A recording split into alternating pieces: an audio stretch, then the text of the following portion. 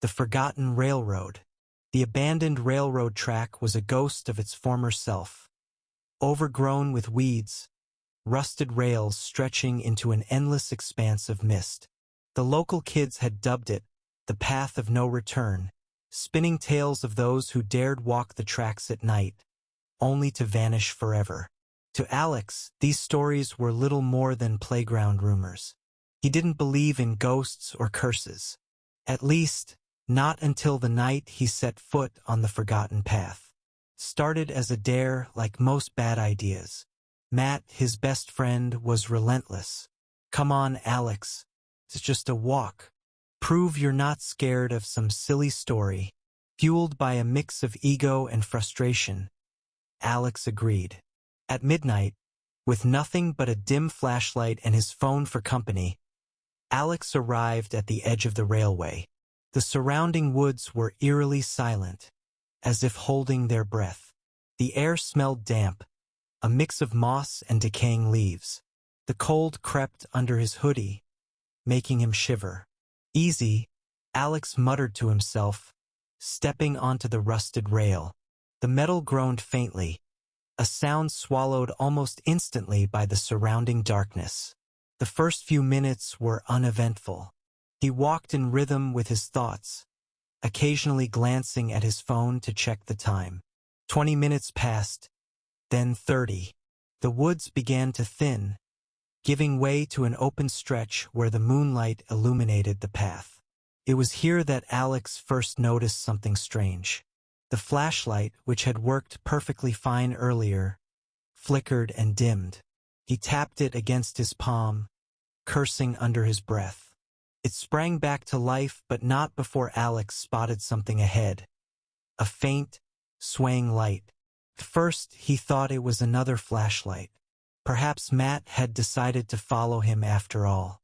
But the light was too yellow, too soft, like the glow of an old-fashioned lantern. "Matt, is that you?" Alex called out, his voice unnaturally loud in the stillness. There was no reply. The lantern bobbed closer, illuminating the outline of a figure. As it neared, Alex's pulse quickened. It wasn't Matt. It was a girl, no older than 12, dressed in a tattered white dress. Her hair hung in damp, matted clumps around her face. "You shouldn't be here," she said softly, her voice barely above a whisper. Alex opened his mouth to respond, but the words caught in his throat. Her eyes, they didn't reflect the light. Instead, they seemed to absorb it, two bottomless voids staring into his soul. The distant sound of a train horn shattered the silence. Alex whipped around, scanning the tracks behind him. But the rails were empty. No train, no movement. Just the eerie whistle that grew louder, closer. "Run," the girl whispered. Her voice sent a chill down Alex's spine. He turned back to face her, but she was gone. Only the lantern remained, lying on the tracks, its flame flickering weakly. Panic set in.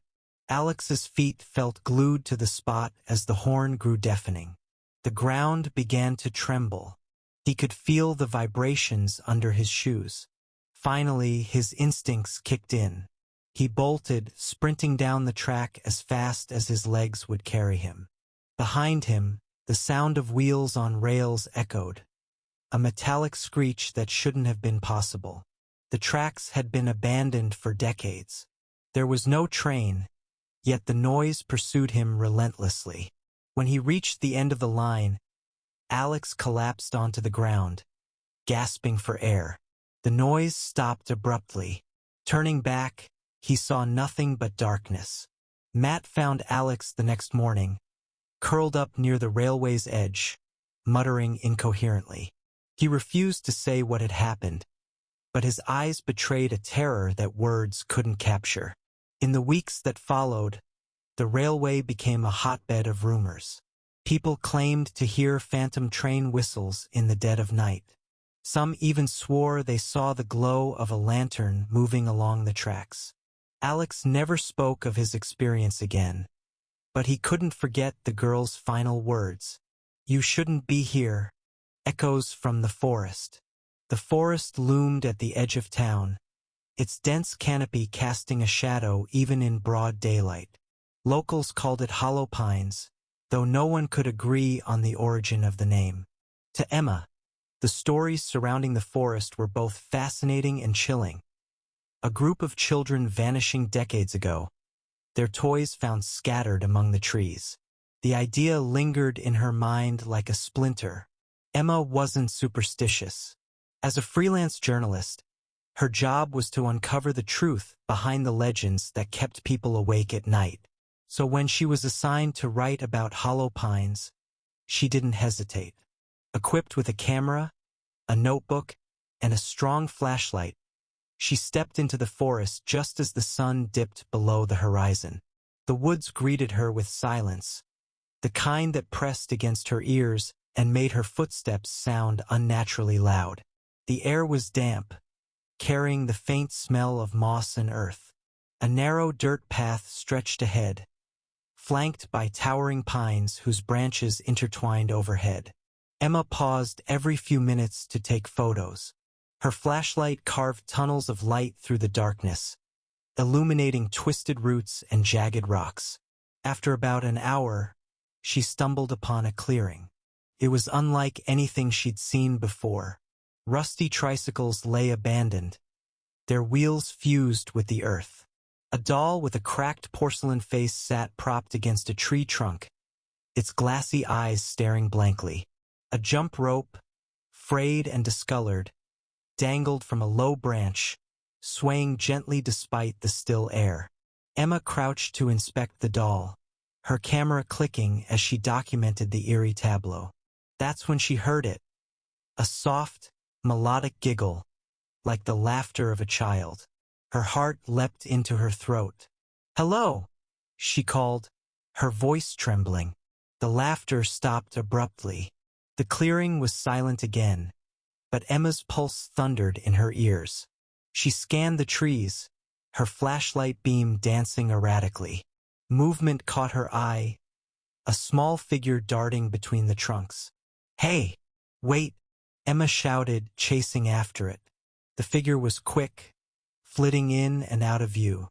Emma's feet pounded against the forest floor as she struggled to keep up. The path narrowed, and the trees grew closer together, their gnarled branches clawing at her jacket. Finally, she emerged into another clearing, breathless and disoriented.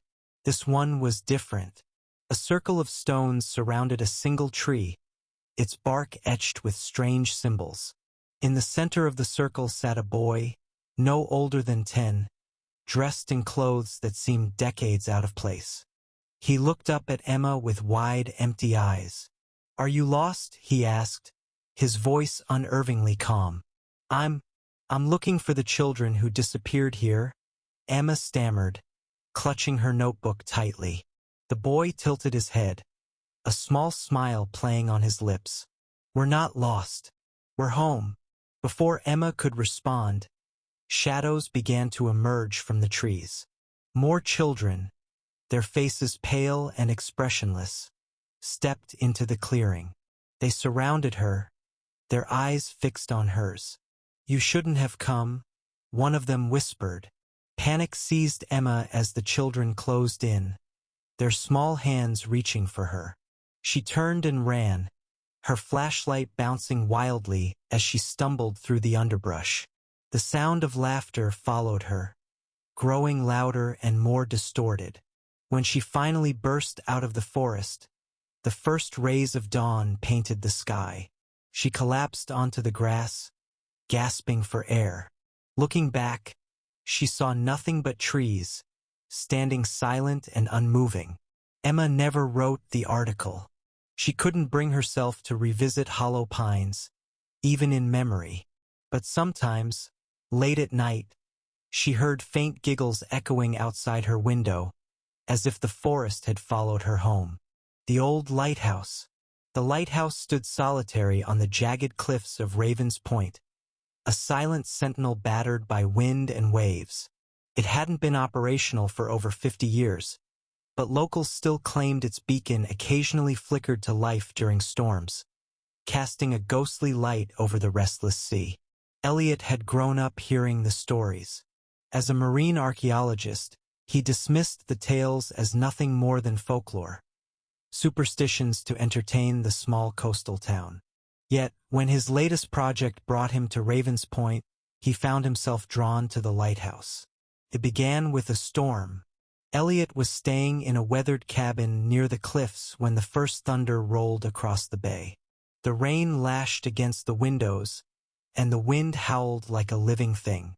Unable to sleep, he poured himself a glass of whiskey and watched the storm from the porch.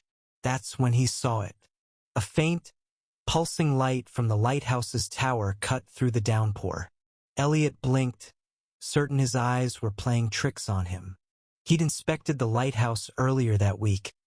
Its mechanisms were rusted beyond repair, and the power had been disconnected decades ago. Yet the light shone, steady and deliberate. Curiosity gnawed at him.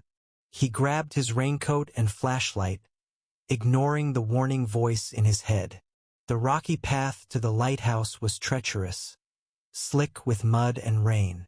By the time he reached the base of the tower, his clothes were soaked through, and his heart pounded with exertion. The heavy wooden door creaked open under his touch, revealing a spiral staircase that wound its way into darkness. Water dripped from the ceiling, forming shallow puddles on the stone floor. Elliot's flashlight illuminated decades of neglect, cracked walls, moss creeping through the mortar, and the faint smell of salt and decay. He climbed the stairs slowly, each step echoing in the confined space. Halfway up, he noticed something strange. The air grew warmer, almost stifling, and he swore he could hear whispers, faint and unintelligible, like voices carried on the wind. At the top of the staircase, Elliot pushed open a rusted metal hatch and stepped into the lantern room. The space was cramped, its circular walls lined with shattered glass panes. In the center stood the lighthouse's old Fresnel lens, an intricate structure of brass and crystal. The lens shouldn't have been working, yet it rotated smoothly, emitting a pale, otherworldly glow. Elliot reached out, mesmerized, when a sudden noise made him freeze. Footsteps. He turned sharply, his flashlight slicing through the room, but no one was there.